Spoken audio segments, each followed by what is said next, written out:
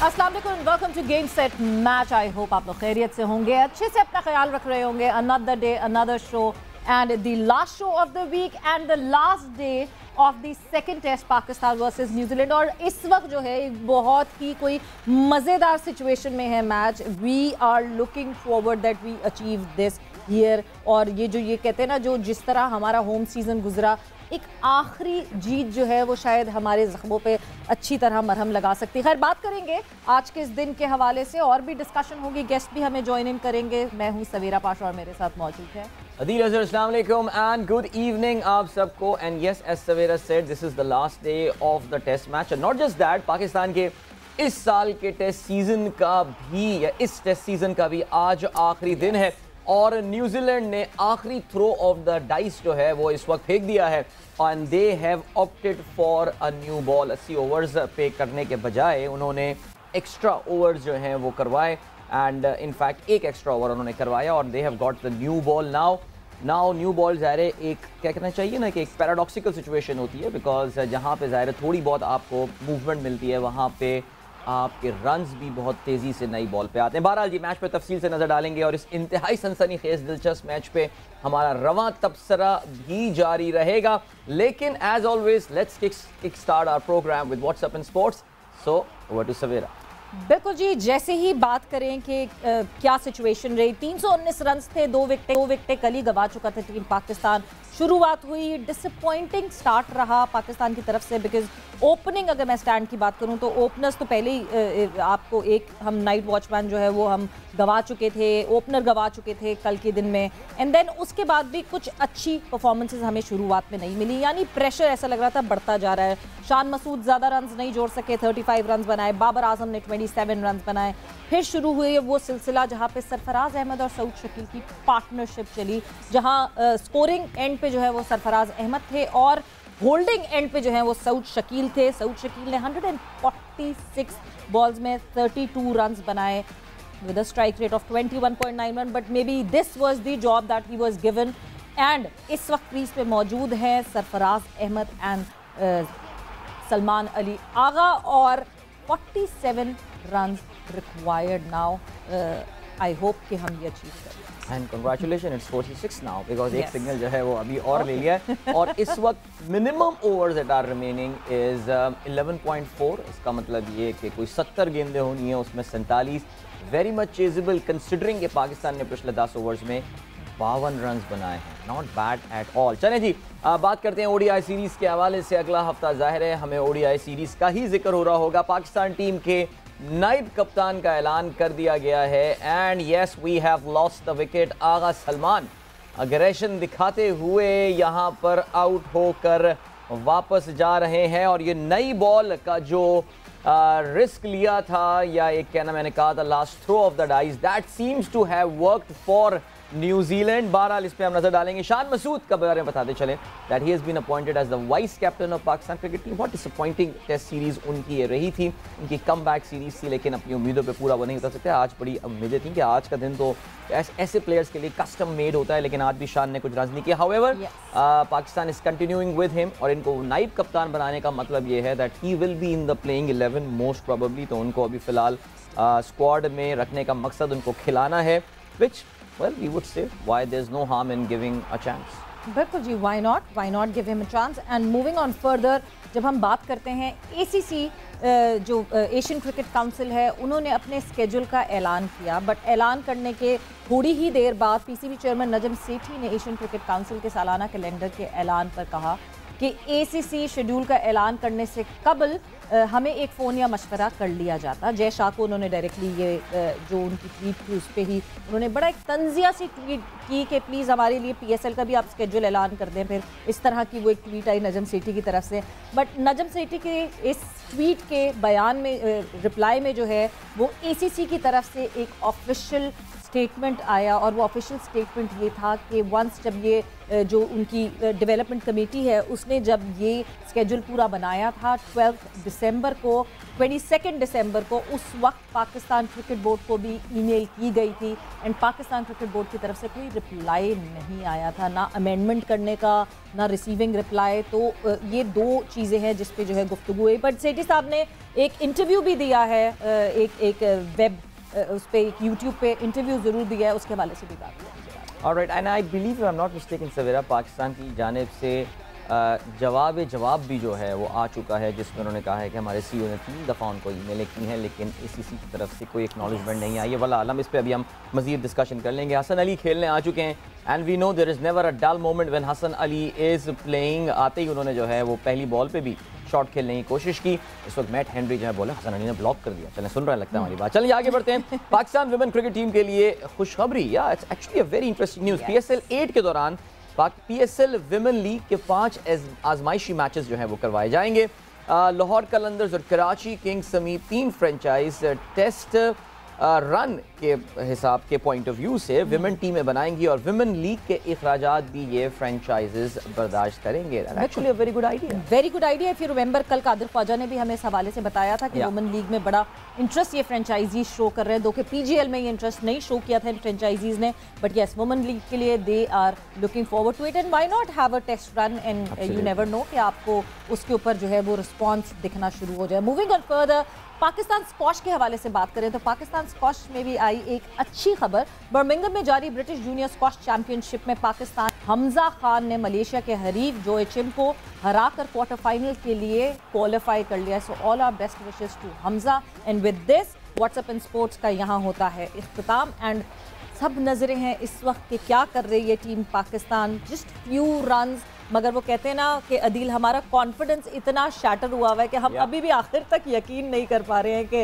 Would be cross the line और would be. नहीं, मेरे ख्याल से आई थिंक अब जब जस्ट थिंक अबाउट, हम तो खैर यहाँ बैठे जो खिलाड़ी खेल रहे होंगे, सरफराज खास तौर से जिन्होंने आज मेरे ख्याल से अपने टेस्ट करियर की बेहतरीन इनिंग्स में से एक इनिंग खेली और अभी भी देखिए उन्होंने खूबसूरत ये शॉट निकाला है। 2 रन लेने में कामयाब हो जाएंगे। जी हाँ, 2 ही लेंगे वो।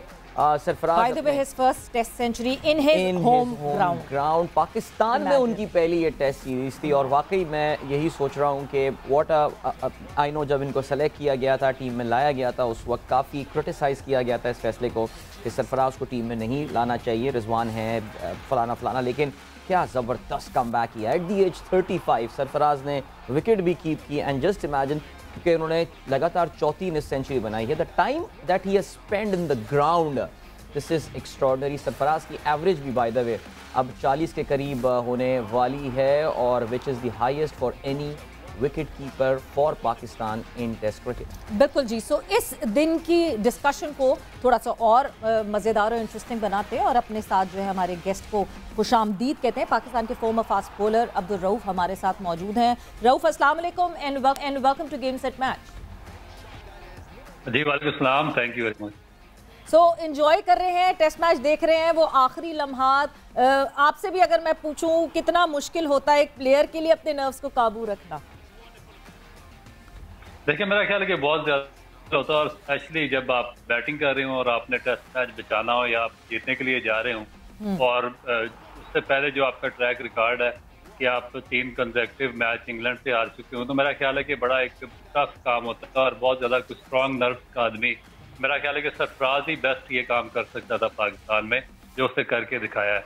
तो मेरा ख्याल है कि उसके जो नर्व्स हैं बहुत ज़्यादा स्ट्रॉन्ग है और उसके बाद अपनी प्राइम फॉर्म में है और मेरा ख्याल है कि उन लोगों से पूछना चाहिए जिन्होंने उसको 31 साल की उम्र में बाहर बिठा दिया और 3-4 साल उसके ज़ाया कर। नहीं बिल्कुल, और रऊफ 3-4 साल सरफराज के तो ज़ाया हुए ही हुए हैं, पाकिस्तान का भी ज़ाहिर है इसमें बड़ा नुकसान हुआ और मेरा ये ख्याल है कि इस पूरे वक्फे में कोई देयर इज़ नो, हमारी कोई रिजवान से नाराज़गी नहीं है, लेकिन लगता ऐसा है कि हमने पूरी की पूरी इन्वेस्टमेंट सिर्फ एक विकेट कीपर पे ही उस वक्त कर दी थी और फिर हमें अंदाज़ा ये हुआ कि वो इतनी कोई स्मार्ट स्ट्रैटेजी नहीं थी। सरफराज को आप जानते हैं, आप खुद क्रिकेट फॉलो करते हैं, स्क्वाड में रखा गया था लेकिन पानी पिला रहे थे और ये सब सिलसिला चल रहा था। सो मेरे ख्याल से वो स्ट्रैटेजी जो थी इवेंचुअली वो फेल साबित हुई कि एक विकेट कीपर पे हमने पिछले 3 साल पूरे इन्वेस्ट कर दिए थे।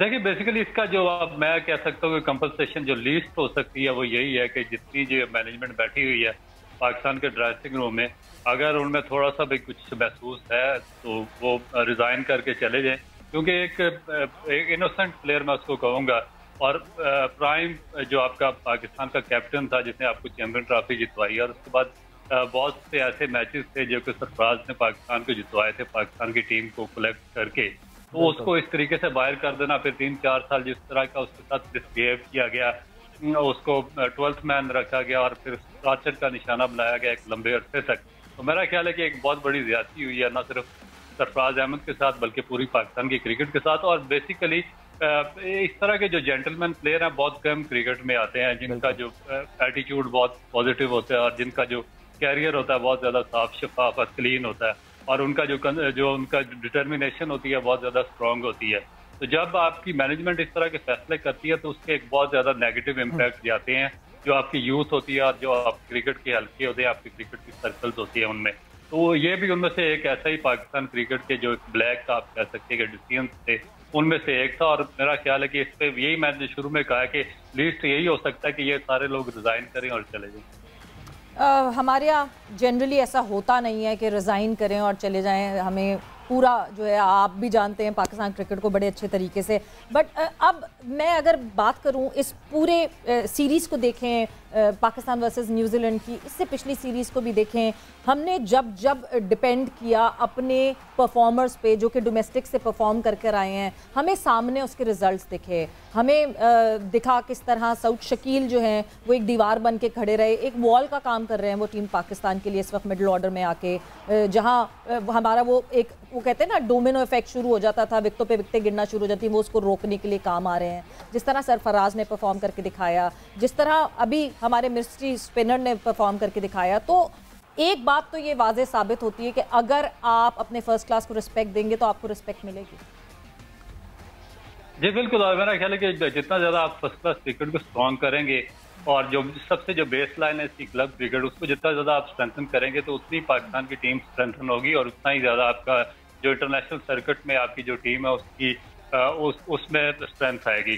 तो मेरा ख्याल है कि जितने भी ये परफॉर्मेंस है, जिस तरह मैं सबसे ज्यादा जो सऊद शकील है उनको मैं कहूँगा कि one of the finest development है पाकिस्तान क्रिकेट की और उनका बहुत ब्राइट फ्यूचर है, और जिस तरीके से वो खेल रहे हैं मुझे लगता ही नहीं है कि वो बिल्कुल अपने कैरियर के बिगिनिंग में हो।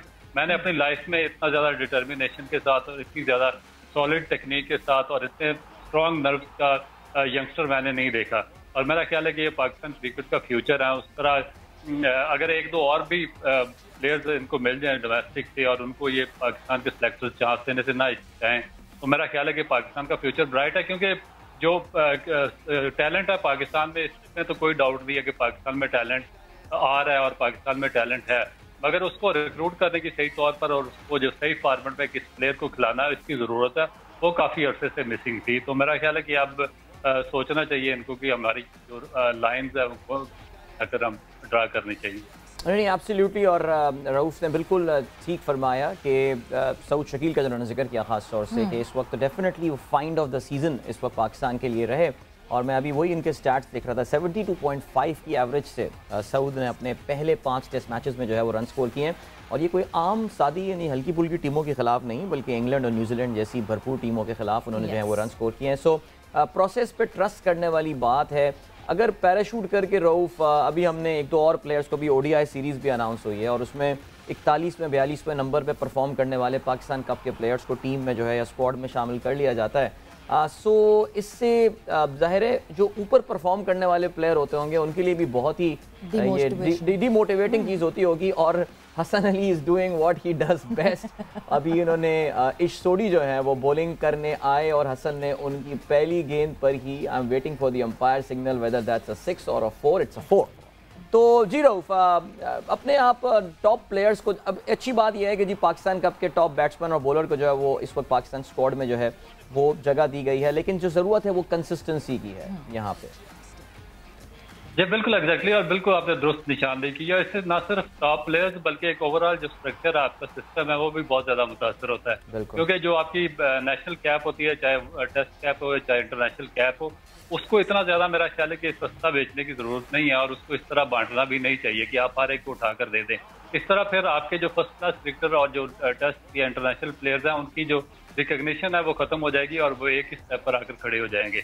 आप देखें कि इनको मेरा ख्याल है कि जिस तरह बाकी कंट्रीज हैं, जिस तरह इंग्लैंड, ऑस्ट्रेलिया, हम ऑस्ट्रेलियन स्ट्रक्चर की तो बहुत ज्यादा मिसाल देते हैं, मगर उनकी हम कोई भी पॉलिसी अपनाने को सही तौर पर तैयार नहीं है कि वो सिर्फ उस प्लेयर को अपनी टेस्ट कैप देते हैं जो डिजर्व कर रहा हो, 3-4 सीजन जिसने परफॉर्म किया हो। बल्कि जो हसी ब्रदर्स हैं उनकी आपके सामने एग्जांपल है कि उन्होंने 7, 8, 10 साल अपने जो कंसिस्टेंट परफॉर्म किया था, 20,000, 25,000 रन थे उनके डोमेस्टिक में, उसके बाद उनको उन्होंने कैप दिया। तो हमारे देखें कि ये बहुत बड़ी ज्यादती है कि इस तरह की बंदरबांट अगर हम शुरू कर देते हैं कि जिसकी लाइकिंग है, कोई किसी लेजेंड की लाइकिंग है उसको टेस्ट कैप दे दी, कोई किसी ऑफिशियल की लाइकिंग में है उसको इंटरनेशनल कैप दे दी, कोई किसी और बड़े की लाइकिंग में है उसको इंटरनेशनल कैप दे दी, तो आप पाकिस्तान को फिर मेरा ख्याल है कि एक दुनिया को हम पे हंसने का मौका फराहम कर रहे हैं कि इन्होंने इतने ज्यादा टेस्ट और इंटरनेशनल प्लेयर्स कहाँ से प्रोड्यूस कर दी, और फिर हमारी जो टीम की जो रैंकिंग है वो भी नहीं आगे बढ़ रही। टेस्ट मैच में हम नीचे हैं, वनडे में हम परफॉर्म नहीं हो रहा।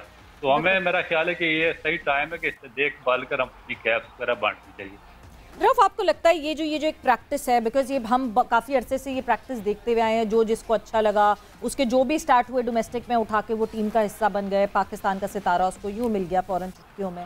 आपको लगता है कि जो बोर्ड, हम बार बार बोर्ड से एक क्लेम करते हैं, जो भी आने वाला बोर्ड होता है, कि कुछ सॉलिड पॉलिसीज और प्री रिक्विजिट्स होने चाहिए। लेट्स से अगर टेस्ट मैच की बात करते हैं तो वो लड़का जिसने 2 सीजन कंप्लीट नहीं किए हुए वो पाकिस्तान को टेस्ट में रिप्रेजेंट ही नहीं कर सकता, ये एक प्री रिक्विजिट बना दे। जैसे अभी शाहिद खान आफरीदी ने, जो इंटरिम चीफ सिलेक्टर है, उन्होंने कहा कि जो डोमेस्टिक में अब T20 में, नेशनल T20 में लड़का फीचर करेगा उसका प्री रिक्विजिट होगा 130-135 का स्ट्राइक रेट वाला लड़का होना चाहिए। आपको लगता है इस तरह की पॉलिसीज और इस तरह के प्री रिक्विजिट सेट कर देने चाहिए पहले से? ये देखें, आपने बिल्कुल दुरुस्त निशानदेही चाहिए, और जो आप जैसे सीनियर लोग हैं उनको भी मेरा ख्याल है कि इस पे बात करनी चाहिए कि जो हमारे जो पाकिस्तान क्रिकेट बोर्ड का स्ट्रक्चर है उसको स्ट्रॉन्ग करने की जरूरत है। हम असल में जाते हैं पर्सनैलिटीज की तरफ के, उस लेजेंड को बुला लो, वो फलाना उसका पॉलिटिशियन का फेवरेट है उसको ये लगा दो। इस तरीके से क्रिकेट बोर्ड कभी भी स्ट्रांग नहीं होगा जब तक आप सिस्टम को स्ट्रांग नहीं करेंगे, क्योंकि ये लोग आते जाते रहे, इनसे सिस्टम को फर्क नहीं पड़ना चाहिए। जब तक आप ग्रास रूट लेवल पे नीचे जो रेवोल्यूशनरी चेंजेस हैं, जिस तरह की आप जो पावर है, जो इलेक्टेड जो आपके नुमाइंदे हैं उनको नहीं देंगे, जिस तरह के हमारे जो रीजन्स हैं वहाँ पर फ्री एंड फेयर इलेक्शन कराए, सिस्टम के तहत चलना चाहिए।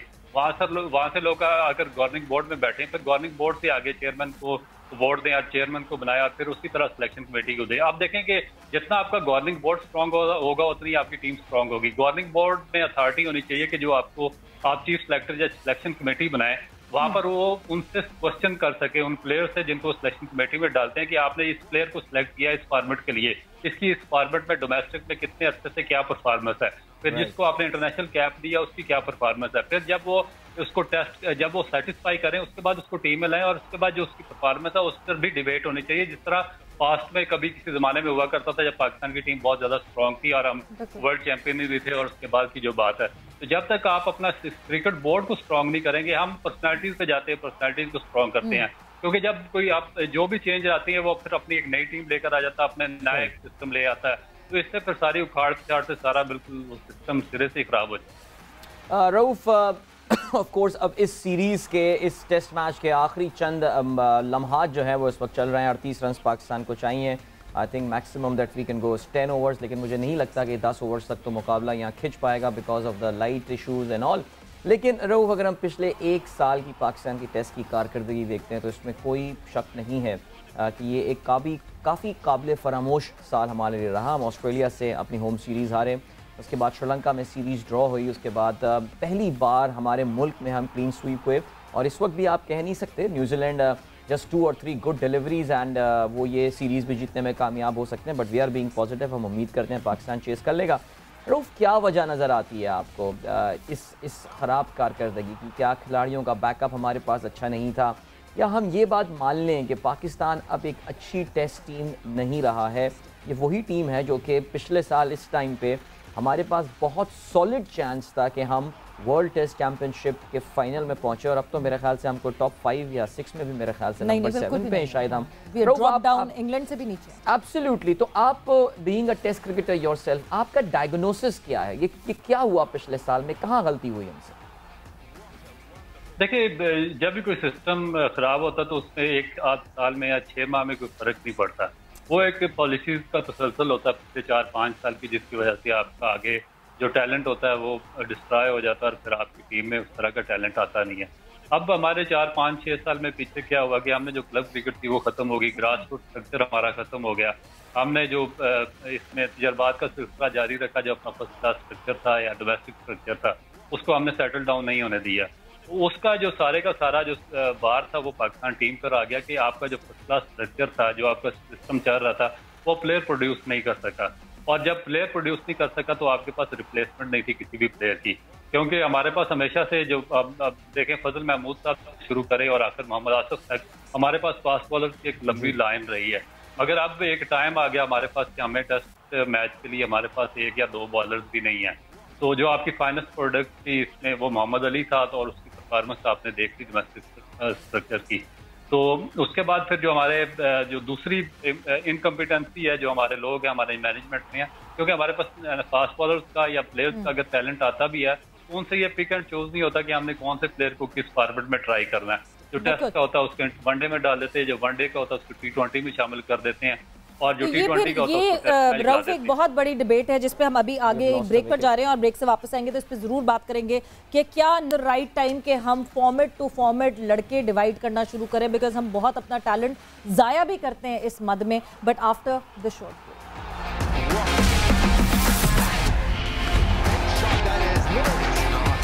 And welcome back to game set match. Discussion हमारी जारी है इसी दिन के हवाले से जो कि इस वक्त जारी है और बिल्कुल अपने आखिरी लम्हात पे है। सारे जो रिजल्ट्स हैं वो पॉसिबल है। Pakistan versus New Zealand, the 5th and final day, and Pakistan को जो है अब 33 रन्स मोर रिक्वायर्ड हैं। या तो यहाँ लाइट्स से भी जंग है, यहाँ सामने जो न्यूजीलैंड के बॉलर्स हैं उनसे भी जंग है। But in conversation with Abdul Rauf and उनसे डिस्कशन हमारी जारी है। रऊफ, जब आपसे अभी ब्रेक पे जाते हुए ये डिस्कशन हो रही थी, फॉर्मेट टू फॉर्मेट की हम बात करते हैं। एक कॉन्सेप्ट जो कि हमने ऑब्जर्व करना शुरू कर दिया है, इंडिया उसको फॉलो कर रही है, इंग्लैंड कर रहा है, ऑस्ट्रेलिया कर रहे हैं, अलग अलग टीम्स अलग अलग फॉर्मेट की। एक कोर ठीक है सेम हो, मगर जो दूसरे फ्लोटिंग इधर से उधर प्लेयर्स हैं वो अलग अलग होने चाहिए। आपको लगता है पाकिस्तान को भी इवेंचुअली अब इस बारे में सोचना चाहिए? देखिए, जाना तो पड़ेगा, मगर जब तक आपके सिस्टम में ये उखाड़ पिछाड़ जारी रहेगी बड़ा मुश्किल हो जाएगा। क्योंकि जो आपने बाकी बात की इंडिया वगैरह ऑस्ट्रेलिया की, उनके सिस्टम जो है बोर्ड बहुत ज्यादा स्ट्रॉन्ग है और स्टेबल है। उनमें इस तरह की इनकंसिस्टेंसी नहीं है जिस तरह की पाकिस्तान क्रिकेट बोर्ड में है। तो यही वजह कि बार बार का उखाड़ पिछाड़, बार बार अब सिलेक्शन कमेटी चेंज करते हैं, कोचिंग स्टाफ चेंज करते हैं, मैनेजमेंट चेंज करते हैं, NCA की मैनेजमेंट चेंज करते हैं, फिर जो आपका थिंक टैंक होता है वो सारा चेंज हो जाता है। तो उसका फिर जितना सारा नजला वो पाकिस्तान की क्रिकेट टीम पर गिरता है, फिर बड़ा मुश्किल हो जाता है कि आप राइट फॉर्मेट के लिए राइट प्लेयर को चूज कर सकें। तो मेरा ख्याल है कि जब तक हमारा क्रिकेट बोर्ड स्ट्रांग नहीं होगा बड़ा मुश्किल हो जाएगा। फिर इसी तरह आधा तीसर और आधा बटेर की पॉलिसी चलती रहेगी। हाँ जी बिल्कुल। और शाहिद आफरीदी रऊफ हमारे साथ शो में होते भी हैं और उनका भी एक मैं तो कहूँगा उनका ड्रीम ही हमेशा से, बल्कि उनकी एस्पिरेशन ये होती थी कि डिफरेंट फॉर्मेट्स की डिफरेंट टीमें होनी चाहिए। ज़ाहिर है उनको इस चीज़ का मौका भी बहरहाल मिल भी रहा है और नहीं भी मिल रहा, बिकॉज बहुत ज़्यादा अनसर्टनटी है। आई मीन हमें पता है कि पाकिस्तान में जो ये क्रिकेट बोर्ड की कहानियाँ होती हैं ये बड़ी सियासी होती हैं।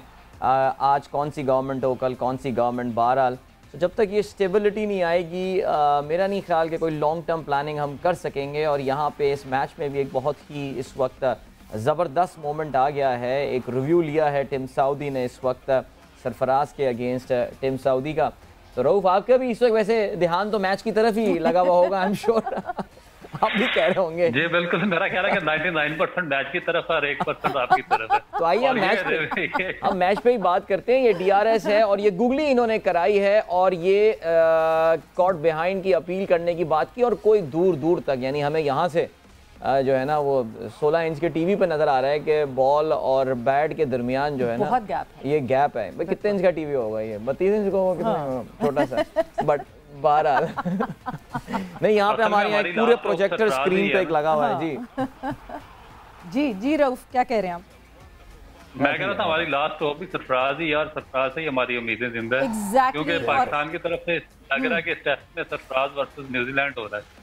बिल्कुल इसी तरह लग रहा है, बिकॉज जिन प्लेयर से हम रिस्पॉन्ड करने की बात कर रहे थे कि कौन कौन रिस्पॉन्ड करेगा, बिकॉज कल जब 2 विकेटें गिर गई थी so I was counting on my fingers कि नहीं जी है, अभी शान मसूद हैं, तो हमारे पास बाबर हैं, तो हमारे पास ठीक है सरफराज हैं, सऊद शकी, कोई 6-7 नाम दिख रहे थे, मगर इवेंचुअली हुआ यही कि सरफराज ये सारे कुछ लेके चले। एक चीज़ जो कि हम ठीक है हम इधर डेविएट थोड़ा सा कर गए थे अपनी डिस्कशन पे, बट सरफराज की जब हम बात करते हैं, नॉट जस्ट सरफराज की, जो हम सीनियर और जूनियर की मिक्स की बात करते हैं, अभी रिसेंट टाइम से हमने देखा कि टीम बिल्कुल एक यंग टीम हो गई एकदम से, सारे सीनियर्स जो हैं वो टीम से गायब हो गए और बाबर एक कैप्टन, एक लोन कैप्टन हो गए। कितना इंपॉर्टेंट रऊफ होता है एक नए कप्तान के लिए कि उसके साथ कोई सीनियर हो जो कि गाइड कर सके, बिकॉज इस सीरीज में हमें दिखा कि सरफराज ने वक्तन फवक्तन रिव्यूज लेने से लेके हर चीज में जो है वो बाबर की मदद की। जी बहुत ज़्यादा डिफिकल्ट हो जाता है जबकि आपका जो कैप्टन हो वो बहुत ज़्यादा सीनियर ना हो और उसके आसपास जूनियर प्लेयर्स हों, तो बहुत ज़्यादा मुश्किल हो जाता है कि इतने बड़े लेवल पर आप टीम को लीड कर रहे हैं और आपके पास सराउंडिंग में कोई ऐसा आदमी नहीं है जिससे आप कोई एडवाइस वगैरह ले सकें। तो मेरा ख्याल है कि कॉन्फिडेंस भी बूस्ट होता है अगर आपके पास 1 या 2 सीनियर्स टीम में मौजूद हों, तो वो आपको राइट टाइम पर बड़ा राइट डिसीजन देते हैं। इसकी सबसे बड़ी एग्जांपल जो प्राइम एग्जांपल है जावेद मियांदाद और इमरान खान की जो जोड़ी थी, वो थी कि कई ऐसे मौके थे कि जब मैच पाकिस्तान की गिरफ्त से निकल रहा होता था तो जावेद मियांदाद के मशवरे बहुत ज्यादा इमरान खान के हेल्प आउट करते थे और पाकिस्तान कई हारे हुए मैच जीता। तो मेरा ख्याल है कि बहुत ज्यादा ये आपने दुरुस्त बात की है, इसका बहुत ज्यादा इफेक्ट होता है। रऊफ, यहाँ पे जो एक और सवाल बनता है ज़ाहिर से कनेक्टेड सवाल, वो यही है कि बाबर की कप्तानी को आप कैसे रेट करेंगे? ज़ाहिर है इस वक्त द ओपिनियंस आर डिवाइडेड। हमने अब से कुछ सालों पहले सरफराज की कप्तानी को फेज़ आउट किया था, हैरानी की बात थी, T20 11 लगातार एक टीम जो है वो सीरीज़ जीती हुई थी, नंबर 1 T20 टीम थी, लेकिन बहरहाल वो एक एक्सपेरिमेंट करना था। अब 3 साल हो गए, 3 साल से ज़ायद अरसा हो गया इस एक्सपेरिमेंट को किए हुए। बाबर आजम को कप्तान बनाने के हवाले से उनकी PSL टीम ने भी कप्तानी की, पाकिस्तान की PSL की तारीख की बदतरीन हमने कारकर्दगी भी देखी किसी फ्रेंचाइज की जानिब से। ओवरऑल आप कैसे रेट करेंगे बाबर की कप्तानी को? क्या अभी भी वो जैसे वो कहते हैं वर्क इन प्रोग्रेस है, इंप्रूवमेंट की उम्मीद की जाए, या आप कहेंगे कि नहीं मैं थोड़ा सा डिसअपॉइंटेड हूँ फ्रॉम बाबर दी कैप्टन? उनकी बैटिंग का तो खैर कोई हम डिस्कशन ही नहीं, because we know is one of the best, लेकिन हम कप्तानी की बात करते हैं। देखिए मैं वो इसमें मेरा थोड़ा सा ओपिनियन इसलिए डिफरेंट है कि जब कोई कैप्टन आपने बनाना होता है, लीडरशिप के लिए तैयार करना होता है, तो वो काम पाकिस्तान क्रिकेट बोर्ड की मैनेजमेंट का होता है कि उनको कौन सा प्लेयर उनकी चॉइस में और किसको वो लीडरशिप के लिए तैयार कर रहे हैं। तो जब इन्होंने सरफराज को हटाया तो मेरा ख्याल है कि इनको पहले तैयार करना चाहिए था। अब बाबर ने इनको नहीं कहा था कि आप मुझे कैप्टन बना दीजिए, पाकिस्तान क्रिकेट बोर्ड की मैनेजमेंट थी जिन्होंने उनको तीनों फॉर्मेट में जिम्मेदारी दी और उसके लिए बिल्कुल उनकी प्रिपरेशन नहीं करवाई। क्योंकि बाज़ दफ़ा होता है कि बाज़ प्लेयर्स होते हैं जिनके अंदर नेचुरल लीडरशिप क्वालिटीज़ होती हैं, जिसका धोनी थे, इमरान खान वगैरह थे, कई बात है, मगर बाज़ होते हैं कि उनको डेवलप करना पड़ता है, उनके अंदर नेचुरल क्वालिटीज़ नहीं होती हैं, उनको एजुकेट करना पड़ता है, उनको ग्रूम करना पड़ता है, उनको अच्छे लोगों में रख के जो मेंटोर्स हैं उनके साथ उनको ग्रूम करना पड़ता है। मगर पाकिस्तान क्रिकेट बोर्ड जानता था कि ये नेचुरल लीडर नहीं है, मगर उनको प्रॉपर तरीके से ग्रूम नहीं कर सका और फिर आखिर में ये होता है कि बार बार जिस तरह मैंने कहा कि उखाड़ पिछाड़ की वजह से जो सारा नजला आता है वो बेचारे कैप्टन के ऊपर ही गिरता है। वरना पाकिस्तान क्रिकेट बोर्ड को सामने आकर जो सोशल मीडिया या दूसरा मीडिया है उनको फेस करना चाहिए जितने भी क्रिटिकल क्वेश्चंस है, मगर वो उसको बाबर आजम को आगे कर देते हैं और उसकी ग्रूमिंग इतनी अच्छी नहीं है कि वो सही तौर पर फेस कर सके इन चीज़ों को। तो इस वजह से हमें लगता है कि वो वीक कैप्टन है और उनकी जो कैप्टनसी है वो डिक्लाइन का शिकार है। तो मेरा ख्याल है इसमें रिस्पॉन्सिबिलिटी पाकिस्तान क्रिकेट बोर्ड की है। बिल्कुल, और फिर साथ साथ सीनियर्स का सपोर्ट भी नहीं है तो जाहिर सी बात है वो लर्निंग कर्व आपको और बहुत ज़्यादा स्लो। बट इस वक्त एक बहुत क्रूशल मोमेंट फिर से इस मैच में आया जो कि अभी डिसीजन पेंडिंग है। सरफराज अहमद की रिव्यू लिया गया है और कैच को देखा जा रहा है and Sarfaraz Ahmed gets out here. और इसी के साथ हम एक ब्रेक पर जा रहे हैं, ब्रेक से वापस आएंगे तो उम्मीद है अब सिर्फ अबरार और नसीम शाह के ऊपर और लाइट के ऊपर after this break. Welcome back to game set match. और इस वक्त वाकई इस वक्त कुछ नहीं पता कि दुनिया में और क्या हो रहा है। नजरें हमारी जो एक बड़ी सी यहाँ स्क्रीन लगी हुई है स्टूडियो में अब उस पे है और ये ओवर पूरा खेल लिया है अबरार ने, कूडोज टू हिम, बहुत अच्छा खेला और चौका भी जो है वो उन्होंने मारा इस वक्त इश सोडी को। इस वक्त पौने 6 बज रहे हैं, पौने 6 से भी ऊपर चली गई है जो क्लॉक लगी हुई है यहाँ पे नेशनल बैंक क्रिकेट एरिना में। और सनसेट अब बिल्कुल होने को है कराची में और दिल की धड़कनें तेज हुई हुई हैं। Remember these are the last few moments of the test series, the test match, the test season, आप इसको जिस तरह देखें, पाकिस्तान का ड्रेसिंग रूम भी इस वक्त नजर आ रहा है जिसमें इस वक्त सब everyone is standing up right now and on their toes. On their toes and just imagine what would Naseem and Abrar be going through. और दूसरी जानिब से ये एजाज पटेल साहब बॉलिंग कर रहे हैं मेरे ख्याल से शायद, I think yeah he is bowling there, so Michael Bracewell I think so. Michael Bracewell भी बॉलर बन गया अजीम पाकिस्तान आके। बस हमने जो है हमारा काम ही यही है कि आपको अगर पूरन याद हो, हमने बहुत कितने बड़े बड़े स्टार बनाए हैं दूसरी टीम्स की तरफ से, और जो है अब्दुल रऊफ हमारे साथ हैं, उनको ज्वाइन इन करवाते हैं फिर से। जितना हमारी सांस अटकी हुई उतना आई कैन इमेजिन कि रऊफ आपकी भी सांस अटकी हुई है। बट ये एक मोमेंट रऊफ, मैं एक क्रिकेटर से ये बात पूछना चाहूंगी, स्पेशली एक बॉलर जो आखिरी वक्त में खेल रहा होता है और इस तरह पूरी एक टीम आप and beautiful six has been hit by Naseem Shah. And मुझे याद आ गया नसीम को टेंशन नहीं है, नसीम के वो 2 छक्के जो हमारे दिल के बहुत करीब है, ये छक्का देखकर मुझे वो छक्का याद आ गया। बट रऊफ क्या फीलिंग होती है एक क्रिकेटर की कि पूरी जो ऑपोजिशन टीम होती है वो आपके ऊपर बिल्कुल वल्चर्स की तरह होते हैं। How tough it is? देखिए बहुत ज्यादा टफ होता है और आपको जो नर्व्स हैं उनको बहुत ज्यादा आपको स्ट्रांग होने चाहिए आपके, क्योंकि बेसिक चीज ये होती है कि जो टेल एंडर्स होते हैं, जब बॉलर्स होते हैं, उनकी बारी जब आ रही होती है, जब आपको टेस्ट मैच बजाना होता है या आपको कुछ रन करने होते हैं, तो ये जो टेल एंडर्स होते हैं उनको स्वाई हिटिंग की और दूसरी चीज आती नहीं है।